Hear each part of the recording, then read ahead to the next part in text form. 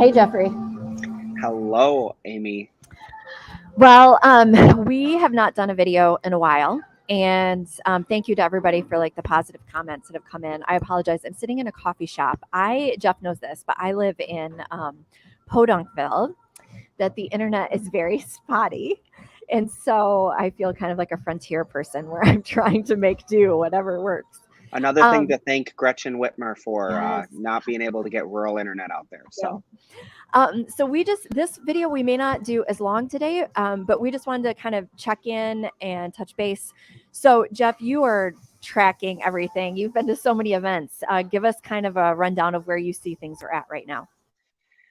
no, I still see such an energy behind. I mean, there was a tutor had a press conference today, and it looked like there was a great turnout, and it just people are excited and ready. We're starting to see this after Labor Day. August was definitely like a slow time, but we're definitely seeing an up and up.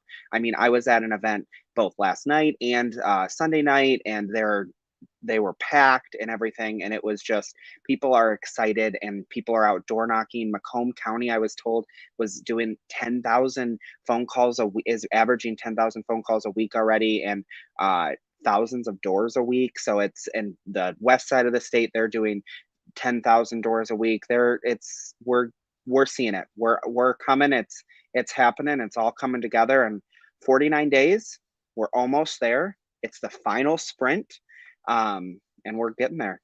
So What are you hearing from the GOP as a whole? Are you hearing much? Like, where are you seeing their focus? I mean, you and I both. I mean, everybody knows, right? There's like a lot of tension in the GOP universe. A lot of great people. A lot of great people. yeah. But I'm just curious on your take of like what you're hearing, what you're seeing, positives, maybe even nuggets of wisdom for people. Don't be distracted by. Yeah, no, I definitely, I mean, there's a lot of on social media, they're definitely up and up. They're starting to get more, everybody seems to be getting more involved, getting more push for these last 7 weeks here. Something that I've actually been a little disappointed on is some people have been focusing a little bit on what's going to happen after November 8th. And there's plenty of time to worry about whether it's your county leadership, your state leadership, or any of that stuff. There's plenty of time to worry about that come November 9th. Right now, we have an election that's going to determine our future, our children and grandchildren's future. That if we can't win this, then why does November 9th and all that even matter? What happens there? And I've been actually a little disappointed on people that are focused on that, because I feel as though if you're focusing on stuff that's going to happen after the election, then you're not really actually focusing on trying to get us to where we need to, because we have, I mean, some great candidates from the top of the ticket all the way down. And whether you might, as I've said before, agree with them 100% or 80% of the time, a Tudor Dixon administration is going to be 100% better than a Gretchen Whitmer second term. That's clear and simple, that this is another prep for Whitmer to get to her presidential run, and whether like, and Tudor is our best shot at beating her. And she will put parents first, she'll put people first, she'll put our freedoms back, and stuff. And it's just so important that we remember that, and that we don't focus on these infighting and don't focus on the what's going to come next until we get through what we're doing right now. So I think it's kind of interesting that I think I had an email today from somebody. So I love informing people about what's going on, right? So I try to do these newsletters because I'm very grateful for the position both you and I have been in, to be honored to like work on some of these campaigns, know some of these people. So I feel like we have access to information that a lot of people don't. And I say that very humbly because it's you and I are just so grateful for the access. Well, I had sent out this information and I got an email back today from an individual who's on a list. I don't even know them, but they basically said, listen, like, I'm a conservative. I saw you mention something about Trump coming to Michigan, but I am so not this is what this individual said. I am so not a Trump fan.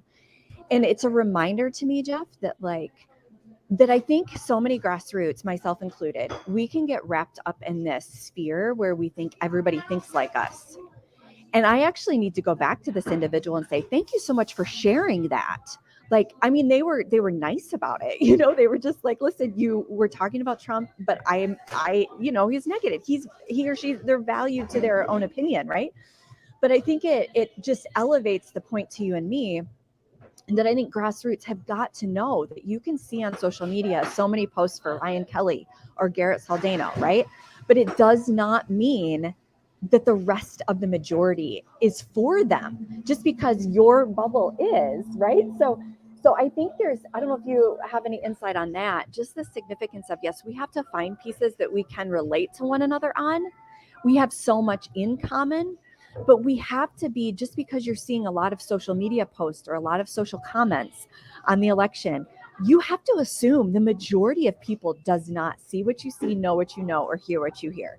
Any thoughts on Yeah. that? And no, it's just, I mean, and it's, if you are passionate about some candidate, then you need to get out there and work for that candidate. You can't, I mean, social media helps. I will never, digital social media, that's what on the consultant side call it, is digital. It helps and it's part of the plan, but nothing can outwork a individual person to person interaction that you can have with people. That is how we're going to win this election. And if you are passionate about somebody, I mean, I know so many, I've seen some phenomenal work out of the Christina Caramo campaign and the volunteers that are dedicated. I was at a meeting on Sunday, and they were talking about going into the city of Detroit and going in and doing stuff like for Christina there, and then inviting other candidates and all that stuff. And that's how we can make, like, you just got to put your energy behind it and focus on the things that are going to come later. We'll focus on that on November 9th.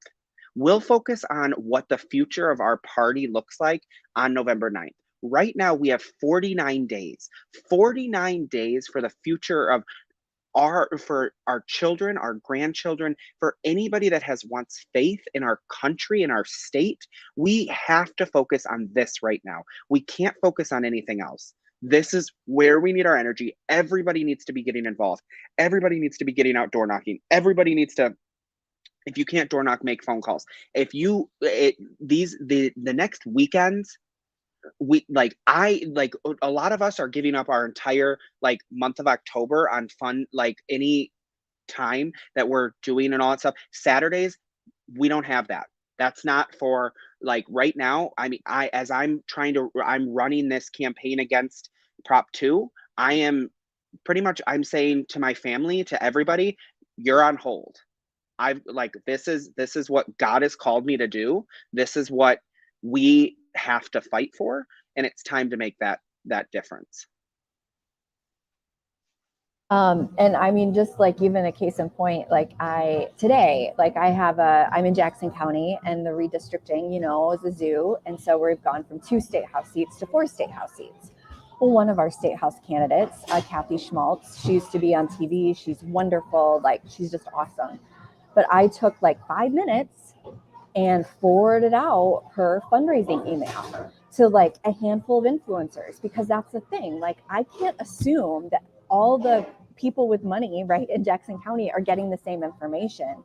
So I took 5 minutes, sent that information out to different people, sent the website link so that hopefully, even if people can't go to the event, they're making a donation. But that's something small that I could squeeze into my time before jumping on this. So I think just little things like that. Is now a good time. And those like small donations make a real difference too. And like everything, if everybody so we usually have a couple thousand people watch our videos. If everybody donated $5, that would be a significant change to these candidates, that maybe that can get them to some of the smaller candidates, get an extra mailer out, be able to push a little bit more on a radio commercial, on things that are like that aspect. It probably, the small donations won't make as big of an impact on TV commercials or the things that cost a lot more money there, but it makes a real big difference in mail, in like door-to-door work, in any of that kind of stuff.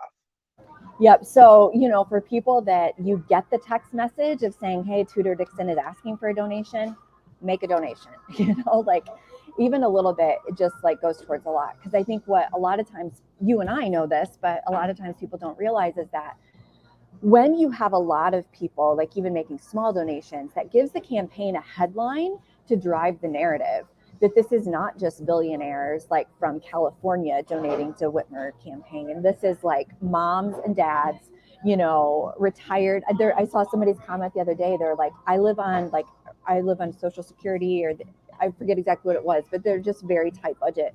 And they just said, but I'm still donating. Um, Now might be a That's what we're seeing. I mean, it's so hard right now with, and mm, I never want to ask someone that is working paycheck to paycheck to donate and all that stuff. But I just, the Democrats and the left are fired up. They are talking in DC. I've heard national news, just different pundits that actually look at numbers and all that stuff, and they are fired up that they have an actual chance to keep the Senate, and maybe like they want to even talk about keeping the House. I don't believe that because I know the energy on the ground, but we have to, like, if you can only imagine, if you're hurting right now, if the Democrats were to keep either control the House or the Senate, or Whitmer gets reelected or takes over the House and Senate here in Michigan, if you can only imagine how much of a hurt that'll be the next 2 to 4 years. well, and one simple thing that might be doable too, you and I can think statewide, right? Because we know people all over. Some people might say, Amy, like I just live in the little town of Hanover, or I just live in the little town of Oxford, or whatever. Make that your mission place. Like use that place to like make a list of like who are the business owners that I know in this community, or who are the moms and dads that I know. I'm going to send them a text message and say, did you know it's election? You've probably requested your absentee ballot. Are you aware of what's on the ballot? Can I get you some information? If you know there's a friendly grocery store, you know that they're pro freedom, pro America, see if you can stand outside the grocery store and just hand out information that's like serving your community to say, hey, here's information. Call into radio stations, contact all your churches to say, are you aware? Would you like voter guides? I think part of the thing, which, and Jeff knows this, and I've talked about this before, that I think when you look at it with like our human brains and you look at everything that Michigan's facing, it really is an uphill climb. I mean, the experts will say like it's going to take a lot of miracles. Well, to you and I who believe in like someone bigger than you and me, we know that miracles are possible. And so I think that's a lot of what's going to happen. Like we still have to do our I mean, best miracles are efforts. But possible. The yeah, Lions won on Sunday. I, So, I mean, I was like, wait, you and me, a non-sport I'm person. I'm seeing in our future a possible Super Bowl here. So, Yeah. I'm thinking miracles are definitely possible. Well, and how beautiful would it be too? And then I'll segue back to you to talk about what we're thinking of for October 1st. How beautiful too would it be for like the Democrats, I'm sure, are looking at Michigan and assuming we don't need to target resources there. We don't need to like because it's gonna be a lot, right? Like we're gonna take back the government. But what a beautiful thing for the conservatives to mobilize and to get involved and to do like an absolute surprise to the liberals on election day. Yeah, it would be great. But we do want to. Amy and I are excited to announce, and we're excited to invite everybody to join us. So we all know that President Trump is coming back to Macomb County on October 1st. That is in the evening, in the later afternoon. We are going to do an Americans Unite for Michigan door knocking morning in Macomb County in some targeted state Senate races. You just need to sign up via the form that we keep dropping in the chat here. We will get in contact with you, but we're looking for people to come join us for a couple hours. We'll give you lunch afterwards, and then we'll send people over to the rally. And if I mean, we're hoping that we can, maybe even if we get a good group of people, that the campaigns might be able to thank us by giving us some good tickets to the rally that we could draw for people. So we're really excited about this, to do our first ever Americans Unite for Michigan door knocking Saturday in Macomb County on October 1st, because people from all over the state are going to be coming. We'll have some more information probably early next week once we figure all the details out. But please, if you're interested in joining us, let Amy, let myself know, reach out via the form that we're dropping in. We're really looking forward to this, and we just want to show how much the grassroots are going to show up for our candidates and our people, and we're going to make a difference in this election, because the crazy thing to think is voting starts next week. It started voting. Some states have already started voting, but here in Michigan, voting will start next week. And that means every minute people will be casting ballots for the future of our state. And it's important that we start reaching every single one of them. Secure My Vote is very excited that we have our palm card about anti-Prop 2. So these are going out all across the state, as well as other, I've seen anti-Prop 3 stuff, and just more literature and other stuff getting out for people to door knock with. And I've been seeing just different committees or county parties making packets and all that stuff, and it's exciting. So we'll have a little transparent moment here so that everybody knows. Um, Jeff is very good at doors. Amy avoids doors and phones.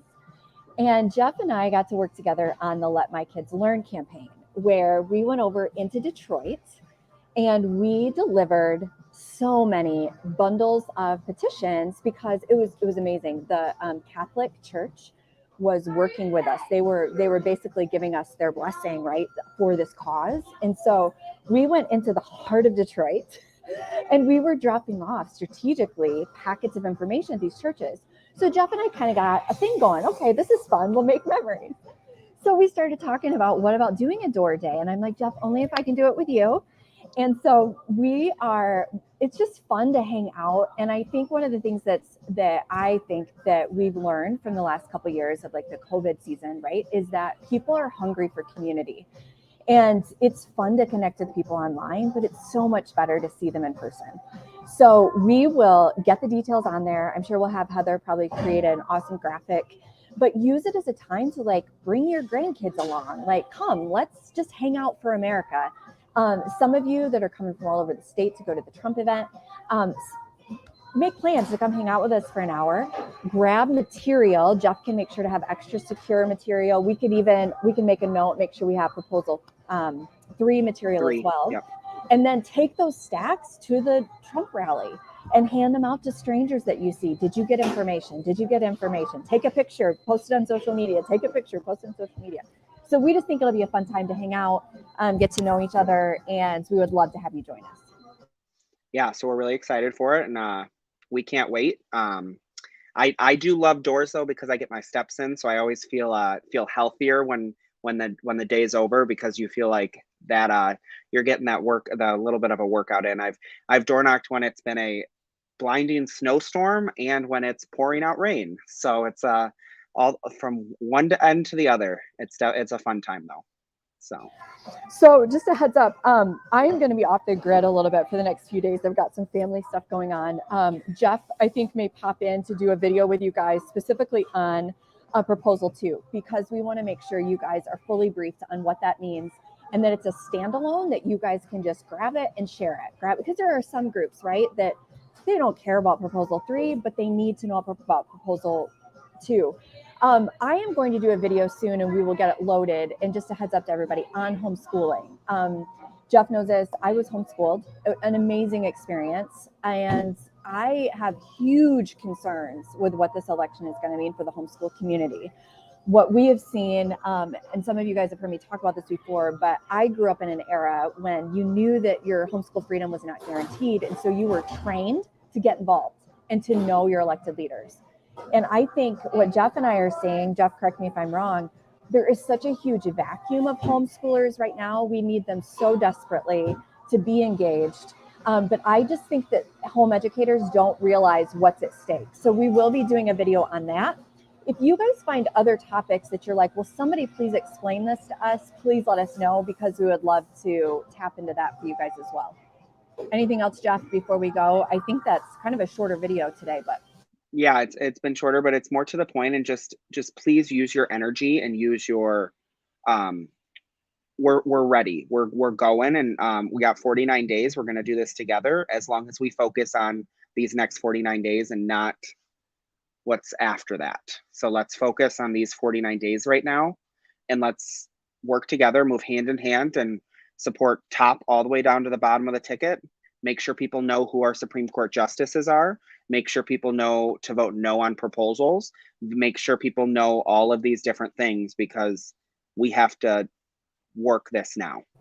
If you do, and I'll say this too, if you guys have a certain topic you're interested in, so like education, let us know on our page and we can connect you with Matt Wilk. Matt with Get Kids Back to School PAC. He has endorsed so many candidates across the state, and he could tell you, and even Megan from our team could tell you, this person's awesome in this area, like go help them. And for the school board candidates, just a little bit is going to go far.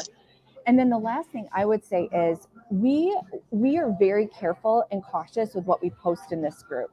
So if you guys don't see certain handouts circulating, there's a reason. We would just say, if you find information on proposal 2 or proposal 3, run it past Jeff, because Jeff can tell you, yep, that's accurate, or no, whoever created this has false information. But then also proposal 3 should always be vetted through Right to Life. I know some people will say, Right to Life. I'm sorry, I will defend them to the grave, because if it was not for Right to Life, we would not have as big of a pro-life state as we have right now. They're amazing. And they have done videos, commercials, like there's handouts. In fact, I have an email exchange with them this morning looking for some information specifically on the parental rights, like to see, they said there's an op-ed out there. I'll try to grab that. We can put in the group. But just to say, as you guys are sharing information, to be aware that as more and more people, and Jeff can speak to this, but as more and more people start to tune into what's going on, they will see your information that you're sharing, and you will become credible and an expert. So you want to make sure that what you're sharing is on point and not something that just a well-meaning individual might have created, but it's not the best thing to be pushing around. So with that, Jeff, And I'll it's let you. no, and it's, I mean, there's so many things bad about these proposals, Yes. and we know that. We are people that we know that, and Yep. like we've got so many people in the group that are on the same page and all that stuff. It's just that we know that we're trying to stay on message about certain things for Yep. each of the proposals, because we know that's how we beat them. Yes. If we stay on message, we can beat them. If we get off message, it's going to cause confusion, and then Yes. people, like the Democrats, will revert to voting yes and all that stuff. And in this situation, we need to get Democrats to vote no on them, because Yes. that's just how the situation of our state is, where we have to get independents and Democrats to vote no with us on voting no on these proposals. So that's why we're just trying to stick with clear message. And that's why, so on proposal 3, it's parental rights, and proposal 2, it's voter ID. Those Yep. are our messages that we're sticking with, and that's where we're. That's what our major focuses are. We're only on the group trying to focus on those issues, just to keep that message concise and on point to where we can convince the most people. It's almost like taking an arrow, isn't it? Like, I've got a couple cousins that just during the youth bow hunting season just got their first buck or whatever. I'm not a hunter, so, but they were all excited. But it's that power of like the arrow, that we know in this hour that miracles are possible, but we do have to stay on point. You said it so well, because if we're all shooting 3 million things, not only are we exhausting ourselves, but we're confusing. And anytime there's confusion, the opposition can use that. So that's where, again, what Jeff said, proposal 3, proposal 2, just stay on point with those. And when you get people to ask you questions, point them to the website for more information. So with that, thank you, Jeff, for all that you're doing in the field. We'll get some more information out for everybody for October 1st. And in the meantime, keep plugging away, keep sowing those seeds. And let's make the red wave happen, because it's not just going to happen. Let's make the red wave happen. Yes. Thank you. Talk to you soon.